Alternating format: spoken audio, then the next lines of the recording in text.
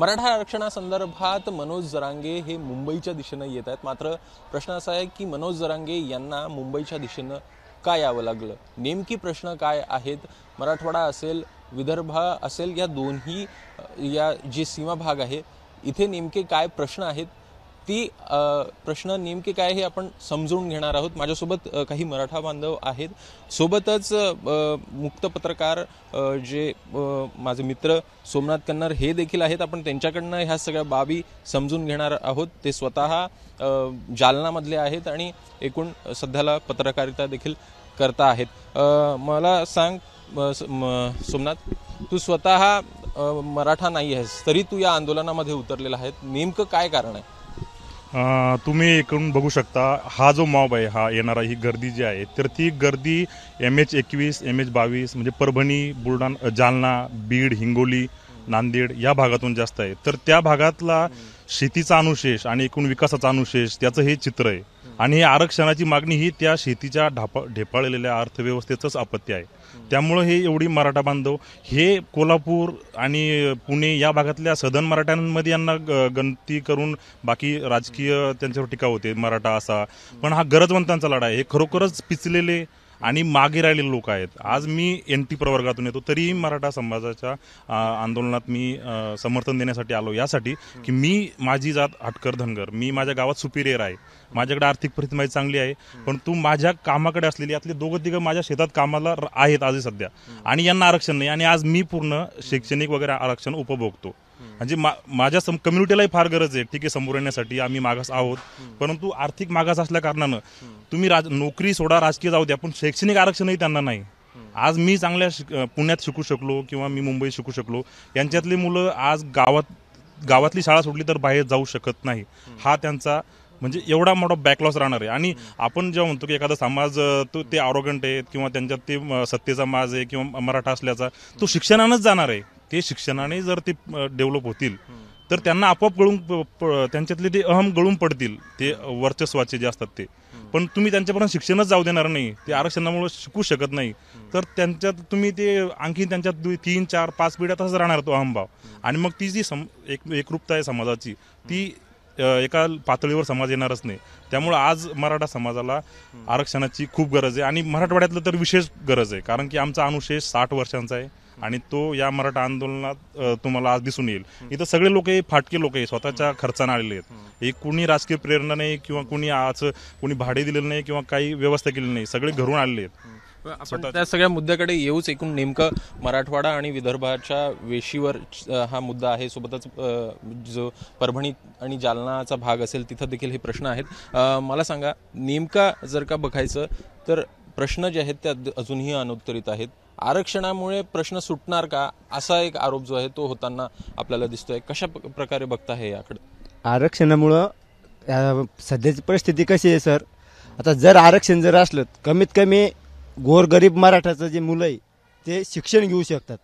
कारण डोनेशन एवढं वाढलेलं आहे की आमची अवकात नाही 1.5 लाख रुपये, 2 लाख रुपये, 3 लाख रुपये भरायची।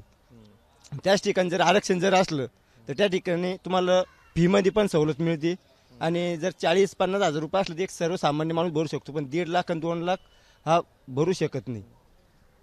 मग त्यामध्ये जर समजा आरक्षण जर मिळालं तर आपल्याला स्कॉलरशिप मिळणार, त्यात मग सवलत मिळणार, आणि गोरगरिबाची मुलं शिकू शकणार समजा।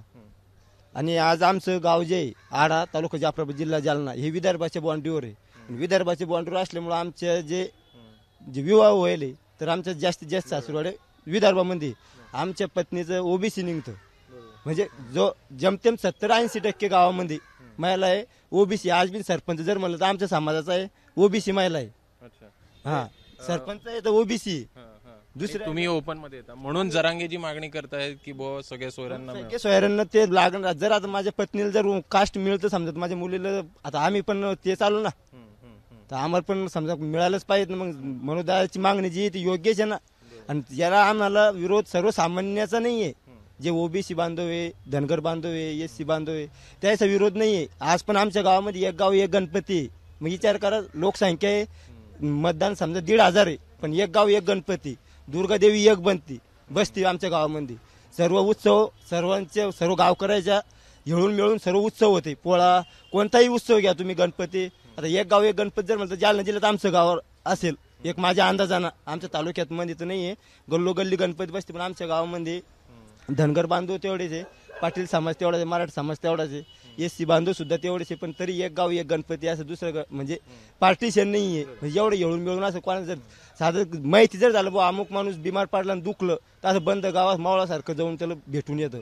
म्हणजे असं हे नाही, आज पण कोणाचा असं विरोध नाहीये गावखेड्यामध्ये. फक्त हे राजकीय नेते जे आपल्या स्वार्थासाठी आपली पोळी भाजून घेण्यासाठी समजा ते विरोध करतात की बुवा हे आले की यायला काश भेटले, हे राजकारणात येणं. राजकारणात यायला माणसाचं काहीतरी कर्तबगारी लागणार आहे. तुम्ही काहीतरी चांगलं काम केलं तर तुमच्या मागे 4 लोक थांबणार आहे. तुम्ही जर कोणाला ओळखलंच नाही, तुम्हाला कोणी मतदान देऊ शकत नाही. नेमके जर का बघायचं तर यामध्ये शेतीचे देखील मोठ्या प्रमाणात प्रश्न आहे आणि त्यामुळे आरक्षणाचा देखील मुद्दा जो आहे तो सध्याला पुढे येताना पाहायला मिळतो. आणि नेमक्या आर्थिक ज्या गोष्टी आहेत त्यामुळे अनेकांना अडचण होताना दिसत आहे.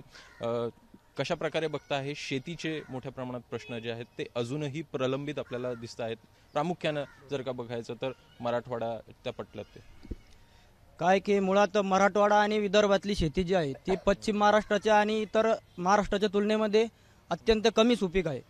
म्हणजे जमिनीची क्षमता तेवढी नाही आहे की जितकं उत्पन्न पश्चिम महाराष्ट्रामध्ये घेतात लोक, तेवढं आमच्या इकडे घेऊ शकत नाही.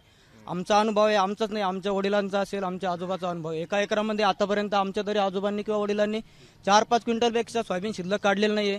परंतु 10 क्विंटल ज्याला ॲव्हरेज येतं त्याला सुद्धा तेवढाच खर्च आहे आणि 4 क्विंटलवाला सुद्धा तेवढाच खर्च आहे. आणि मुळामध्ये मागच्या 50 वर्षामध्ये असं समजलं जायचं की आमच्याकडे जमिनी होत्या. ते आम्हालाही मान्य आहे, जमिनी होत्या, आमच्या वाडवडिलांकडे जमिनी होत्या, पण एकाचे 2, 2चे 4 होत गेले. आता जमिनी एका शेतकऱ्याला 3-3, 4-4 एकर जमीन आहे. एकरी उत्पन्न जर सोयाबीन सारख्या पिकाचं झालं तर 4 ते 5 क्विंटल आहे आणि ते न परवडणार आहे. आणि मुळात मग या कारणामुळेच आम्हाला आरक्षण आज मागण्याची वेळ आली. काही लोक म्हणतात की मराठ्यांना अगोदर आरक्षण भेटत होतं पण घेतलं नाही. कदाचित त्यावेळेस हे सत्य आहे की नाही आपल्याला नाही माहिती, कारण आम्ही आत्ताचे लेटेस्ट आहोत.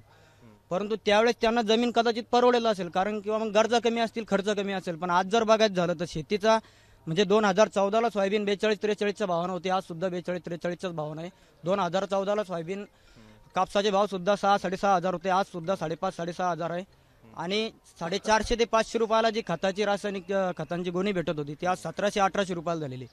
पूर्वी आमचे आजोबा किंवा आमचे वडील रासायनिक खतावाल्याकडे जायचे, दुकानदाराकडे, आणि औषध लागतं म्हणायचे. ते फक्त एक एंट्रेस म्हणून एकच डब्बा द्यायचे, मग ते सगळं याच्यावर चालायचं. आता बुरशीनाशक वेगळं घ्या, किटाणू पडले वेगळं घ्या, खोडाळी, माशी कोणतं सगळं वेगवेगळ्या फवारणे. आणि याचा जो खर्च काढला तर एक 650 मिलीची जर बाटली घ्यायची झालं कोराधन सारखी तर 2400-2500 रुपयाला घ्यावं लागते. म्हणजे एकंदरीत इतका खर्च वाढला की शेती न परवडणारी आहे. आणि मुळात दुसरा विषय असा आहे की शेती परवडत नाही, त्यामुळं आई वडील हे मुलांचं शिक्षण करू शकत नाही. आणि जर या आरक्षणानं प्रश्न सुटतील की नाही माहीत नाही, पण शेतीचा नाही सुटला पण किमान सध्या तरी या युवकांसाठी शिक्षणाचा प्रश्न सुटणं गरजेचं आहे. कारण माझा अनुभव आहे, BSc ॲग्रीला माझा प्रायव्हेट कॉलेजला नंबर लागला होता, तर मला मराठा असल्यामुळं 95,000 रुपये वार्षिक फी होती. आणि माझ्यासोबतचे जे कमी मार्कवाले विद्यार्थी होते त्यांना 6 ते 6.5 हजार रुपये फीज होती. मला 82% होते 12वी सायन्सला. आणि माझ्यासोबतच्या मित्राला 69 होते, काही 68 होते. ते 6.5 हजारावर सिलेक्ट झालेले, आज ते BSc ॲग्री करून चांगल्या नामांकित कंपन्यांमध्ये जॉब करतायत. आणि आम्हाला दुर्दैवानं म्हणजे नाईलाजानं शेतीकडे वळावं लागले.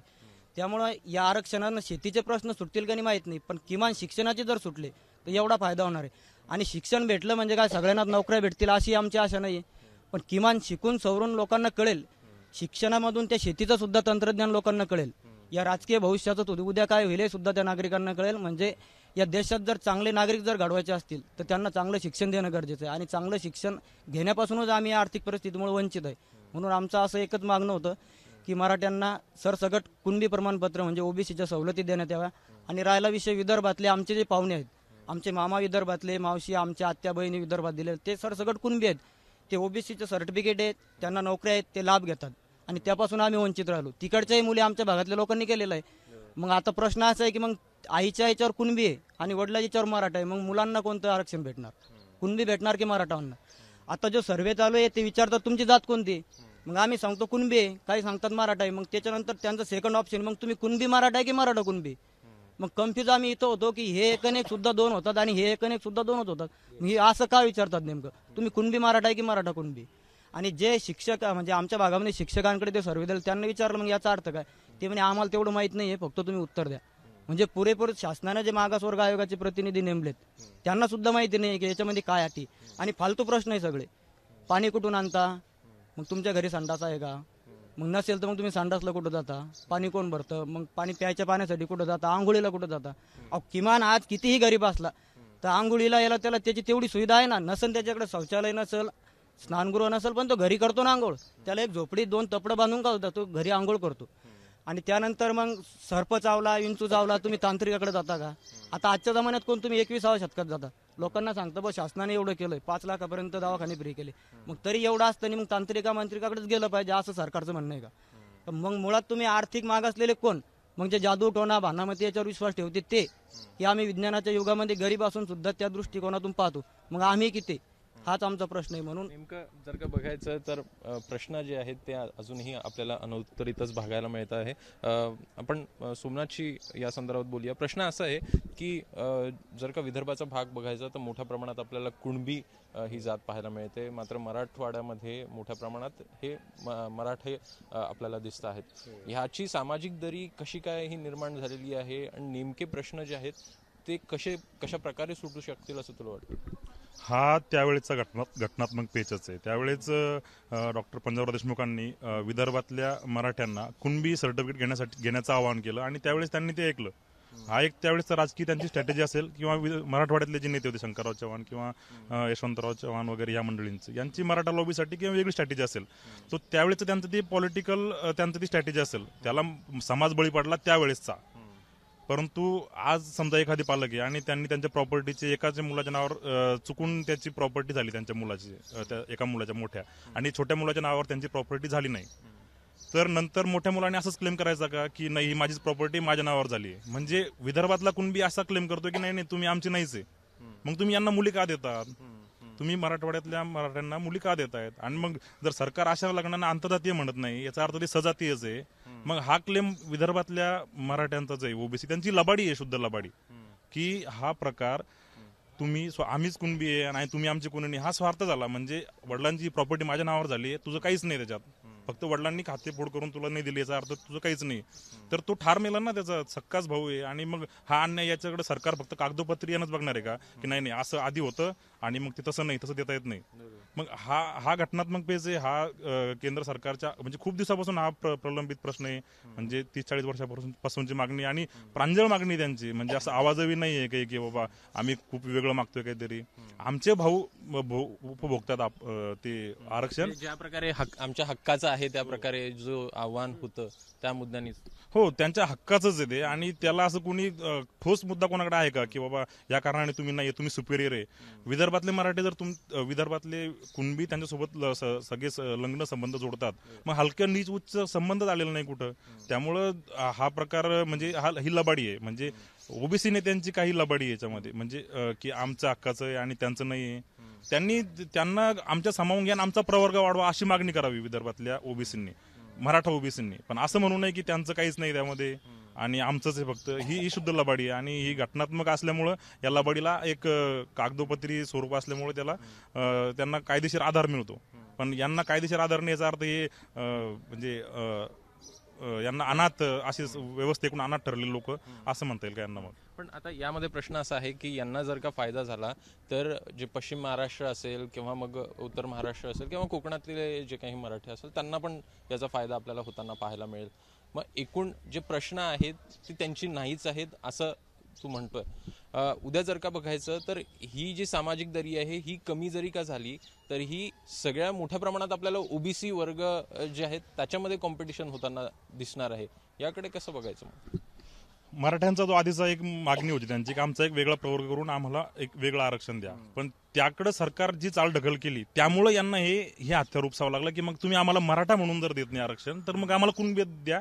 आणि मग तो विचार तुम्ही करावा की त्यांचा प्रवर्ग लहान पडतोय आम्ही त्यात जास्त होतोय, तो विचार सरकारने करावा किंवा सगळ्यांनी मिळून करावा. मग आम्हाला तुम्ही स्पेशल प्रवर्ग मराठा म्हणून देत नाही तर मग त्यांच्यात ऍडजस्ट करा. आणि आम्ही त्यांच्यात ऍडजस्ट होतो कारण की आम्हाला माहिती ऑलरेडीच खूप स्पर्धा आहे. आम्हाला स्पर्धेत आम्हाला ठीक आहे, आम्हाला आज जागा आहे, तुम्ही म्हणता जागा नाही, आता आम्हाला येऊन आत उभं जरी राहायला मिळालं तर आम्ही आत यायला तयार आहे, अशी त्यांची मानसिकता आहे.